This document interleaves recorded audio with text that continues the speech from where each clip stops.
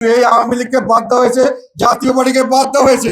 এই ইলেকশন করতে গেলে কি হবে? ইলেকশন করতে গেলে এটা কোনো ইলেকশন হবে না, দুটো নির্বাচন, অষ্টম নির্বাচন, একটা হলো নবম। এই দুটি নির্বাচন দেশে বিদেশে গ্রহণযোগ্য হয়েছে। একটা হলো 2001 সালে, একটা হলো 2008 সালে। 2001 সালে বিএনপি এবং জামাত ল্যান্ডস্লাইড ভিক্টরি পেয়েছিল এবং আমরা আমরা আলাদা করেছিলাম, আওয়ামী লীগ আলাদা করেছিল।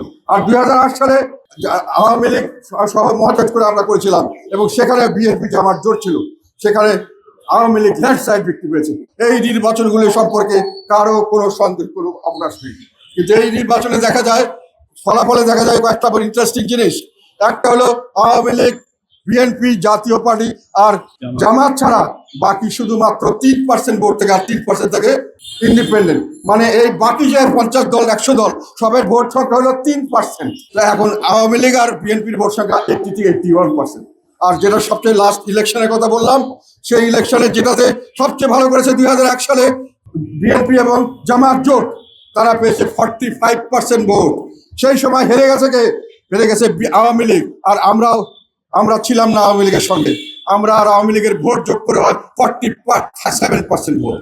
এবং এরপরে যখন 2008 সালে নির্বাচন হলো, তখন বিএনপি জামাত পেল 37%, আর মহাজোটের আমরা মিলে, জাতীয় পার্টি মিলে পাওয়া গেল 53%।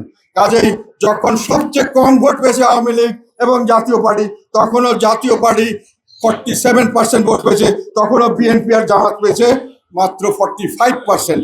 কিন্তু এই আওয়ামী লীগকে বাদ দেওয়া হয়েছে, জাতীয় পার্টিকে বাদ দেওয়া হয়েছে, আর 3% লোক আর জামাত এবং নিয়ে তারা এখন ইলেকশন করতে চাচ্ছেন। তারা এই ইলেকশন করতে গেলে কি হবে? ইলেকশন করতে গেলে এটা কোনো ইলেকশন হবে না।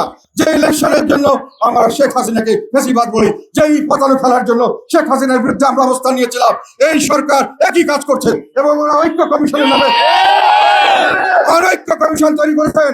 সেখানে তার দেশের অর্ধেক লোককে বাদ দিয়ে একটা ঐক্য করার চেষ্টা করছেন। এইটা একটা আমি মনে করি বড় ধরনের ষড়যন্ত্র, দেশের বিরুদ্ধে, দেশকে ধ্বংস করার ষড়যন্ত্র। এই ষড়যন্ত্রের অংশীদার তাদেরকে আমি হুঁশিয়ার করে দিতে চাই। দেশের মানুষ এগুলোকে ক্ষমা করবে না। আপনারা যা মনে করছেন তা হবে না।